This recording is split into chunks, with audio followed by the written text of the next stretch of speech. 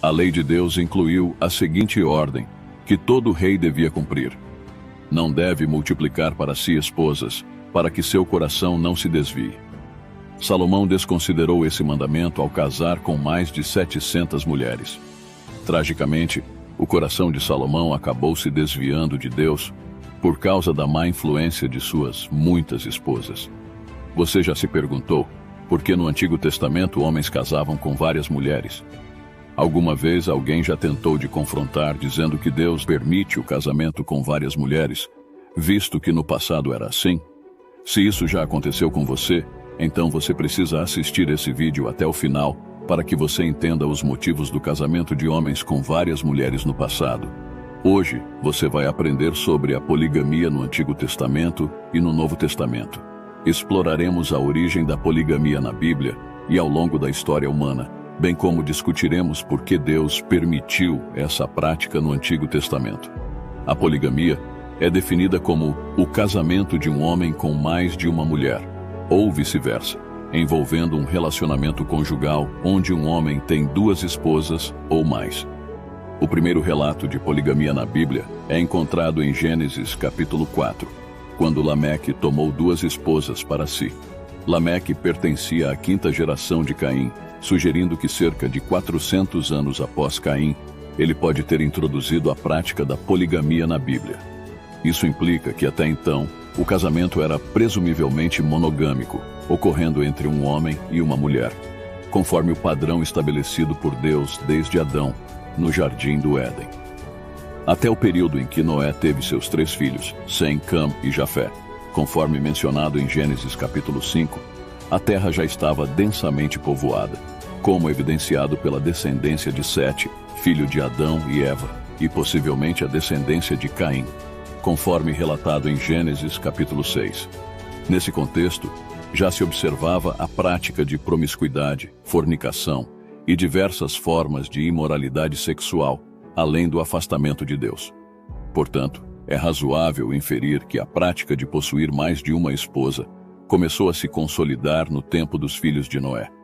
Assim, a poligamia ressurgiu, em certa medida, entre os descendentes de Noé após o dilúvio, sendo possivelmente praticada pelos descendentes de Cam, que foi o pai dos cananeus, habitantes de Canaã. Essas nações pagãs provenientes de Canaã eram conhecidas por seus cultos promíscuos, banquetes com orgias e imoralidades. O casamento poligâmico continuou a ser praticado por algumas nações, persistindo até os tempos de Abraão, dos reis de Israel e além. O ilustre patriarca Abraão, uma figura significativa na história bíblica, praticou a poligamia, como evidenciado em Gênesis capítulo 16 e capítulo 25. Essa prática também foi observada em seus netos, Esaú e Jacó, conforme registrado em Gênesis capítulo 28. Durante a era dos juízes de Israel, o renomado Gideão também era poligâmico, conforme mencionado em Juízes capítulo 8. O pai do profeta Samuel, neste mesmo período, tinha 2 esposas, Ana e Penina, conforme narrado no primeiro livro de Samuel capítulo 1.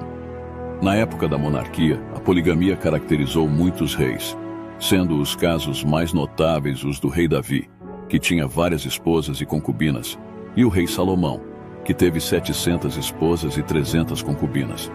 É importante ressaltar que a lei mosaica não proibia a poligamia.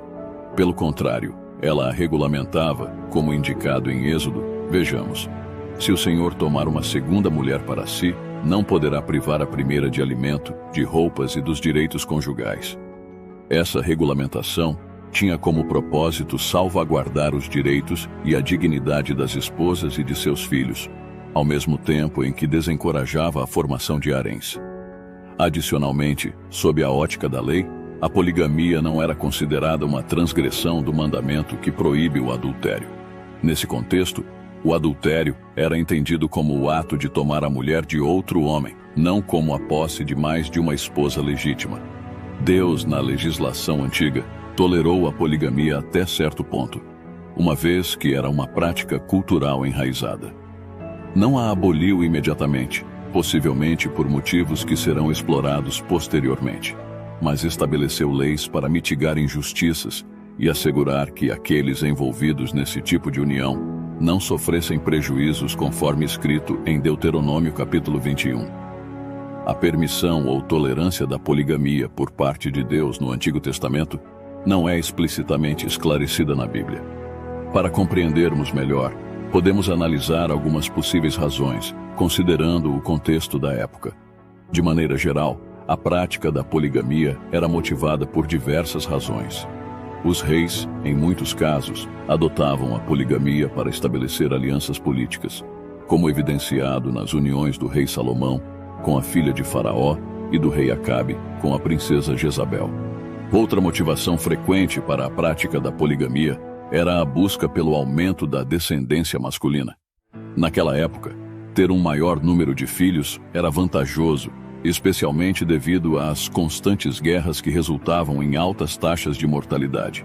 Além disso, a questão da descendência também levava alguns homens a buscar uma segunda esposa quando a primeira era estéril. Por fim, havia casos em que indivíduos se casavam com outras mulheres por razões emocionais ou de paixão. A discrepância numérica entre homens e mulheres ao longo da história, especialmente devido às frequentes mortes nas guerras, pode ter influenciado a aceitação da poligamia. Outra razão está relacionada à realidade das sociedades antigas, onde mulheres solteiras não tinham acesso à educação e emprego, dependendo inteiramente de seus familiares para sustento. A alternativa para muitas delas poderia ser a prostituição ou a escravidão.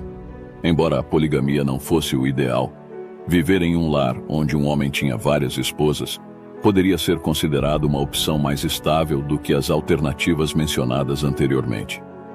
Contrariamente à visão comum, essa prática não era vista como suja. Os maridos polígamos tinham a responsabilidade de sustentar todas as esposas de maneira equitativa, ou seja, deveria cuidar delas como cuida da primeira esposa. A poligamia, portanto, surge como uma consequência das escolhas erradas do ser humano, marcadas por cobiças, conflitos, guerras e a busca obsessiva por poder. A discriminação histórica contra as mulheres, que muitas vezes eram menosprezadas no meio social e político, também contribuiu para a prática da poligamia. A tolerância de Deus em relação à poligamia no Antigo Testamento pode ser vista como um meio de preservar a vida e a integridade de algumas mulheres diante de circunstâncias desafiadoras. No entanto, mesmo com essa tolerância, os casamentos polígamos frequentemente resultavam em conflitos entre as esposas. Ao longo da Bíblia, vemos diversos exemplos em que a prática da poligamia causou sérios problemas nas famílias. Um caso notável envolve Sara, a esposa de Abraão, que enfrentou desafios ao sugerir que seu marido tivesse um filho com Hagar, sua serva, na tentativa de garantir um herdeiro. Essa decisão, no entanto, foi uma demonstração de incredulidade no poder de Deus para conceder um filho a Sara, mesmo considerando sua idade avançada e esterilidade. Outro exemplo ocorre com Isaque e Rebeca, pais de Esaú, que enfrentaram dificuldades com as noras de Esaú.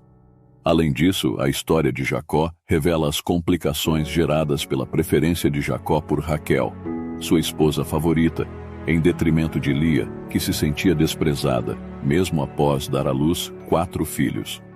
A rivalidade entre as mulheres de Jacó levou a desavenças e disputas, inclusive sobre quem teria relações com o marido. Outros relatos na Bíblia, como o das mulheres de Eucana e as mulheres de Salomão, também evidenciam os desafios e consequências negativas associados à poligamia. Esses casos destacam como essa prática gerava conflitos e desvios espirituais, desviando o coração das mulheres do Deus vivo para a adoração de outros deuses.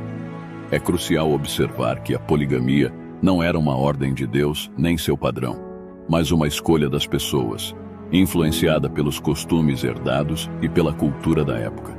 A transição do antigo pacto, estabelecido por Moisés, para o novo pacto, instituído por nosso Senhor Jesus Cristo, trouxe uma mudança na orientação do Espírito Santo. Agora, a diretriz é clara. Cada homem deve ter uma única esposa, e vice-versa.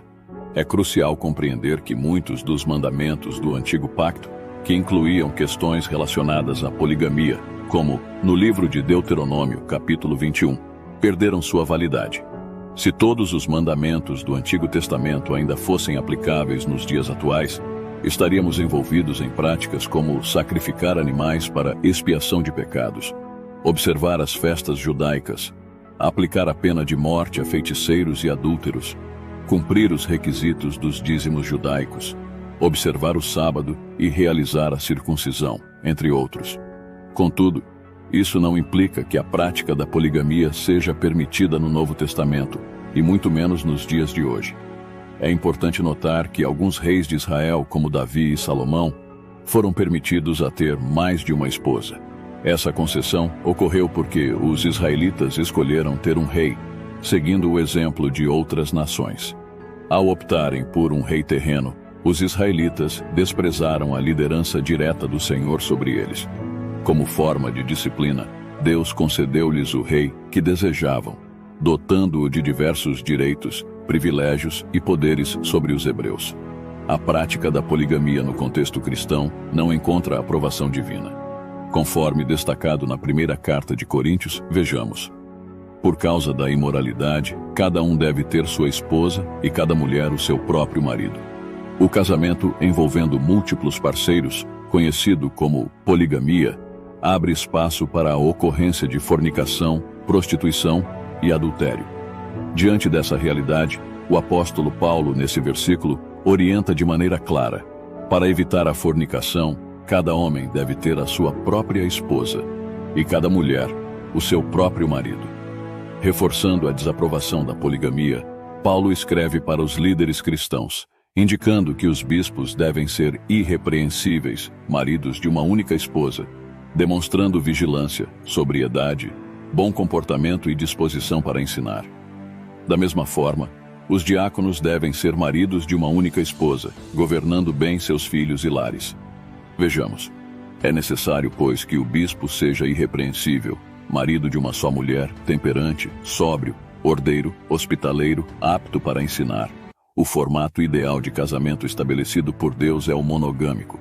No início, o Senhor Deus reconheceu que não era bom o homem ficar sozinho, decidindo criar uma ajudadora adequada para ele. Seguindo esse propósito, conforme narrado em Gênesis, Deus apresentou a Adão o modelo perfeito de casamento, baseado na união, amor e parceria entre homem e mulher. Ao perceber essa harmonia, Adão expressou: esta agora é osso dos meus ossos e carne da minha carne. Ela será chamada mulher, porque ela foi tomada de dentro do homem. Por isso, o homem deixará seu pai e sua mãe e se apegará à sua mulher, e eles serão uma carne. Portanto, é indiscutível que o casamento monogâmico é o modelo ideal instituído por Deus para o homem, embora ao longo da história a humanidade tenha se desviado gradualmente desse propósito divino. Nosso Mestre, o Senhor Jesus, reiterou as palavras de Adão em seu Evangelho, enfatizando a verdade do casamento monogâmico, conforme registrado em Marcos. Vejamos: mas no princípio da criação Deus os fez homem e mulher. Por esta razão, o homem deixará pai e mãe e se unirá à sua mulher, e os dois se tornarão uma só carne. Assim, eles já não são dois, mas sim uma só carne. Portanto, o que Deus uniu, ninguém o separe. O Senhor Jesus destacou a criação do homem e da mulher, ressaltando que, ao se unirem, tornam-se uma só carne. Jesus afirmou claramente que o que Deus une, nenhum homem deve separar. Este estudo bíblico foi útil para esclarecer o padrão correto de casamento estabelecido por Deus. Então, compartilhe nas suas redes sociais e contribua para disseminar a palavra de Deus. Espero que você tenha gostado. Deixe seu comentário a respeito do vídeo.